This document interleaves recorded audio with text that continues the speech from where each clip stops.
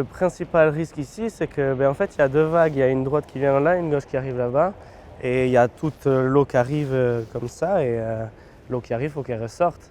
Alors, elle ressort au milieu, ça fait comme une sorte de rivière. Et si on se trouve au milieu là, on va repartir avec. Samedi, un jeune homme de 28 ans a perdu la vie dans les vagues de la Fittegna. Ce spot, réputé accessible, présentait ce jour-là plus de 4 mètres de houle. L'océan reste imprévisible. Certains n'hésitent pas à s'équiper en conséquence. Là, je mets la cartouche de CO2 qui, quand elle va être actionnée, ça va gonfler. Pilou a 60 ans.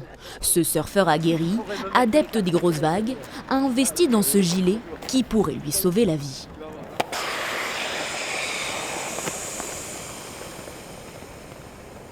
Voilà, ça aide pas mal, on va dire, pour remonter. Hein. Au bord de la plage, seuls des panneaux avertissent des risques de fort courant. Pour la mairie de Saint-Jean-de-Luz, ce n'est plus suffisant. On va mettre à disposition, en tout cas dans un endroit sécurisé sur la plage de la Fittegna, un défibrillateur, du matériel également, un petit peu de premier secours, peut-être une mini bouteille d'oxygène. Chaque année, le nombre d'accidents de surf augmente entre 3 et 5%.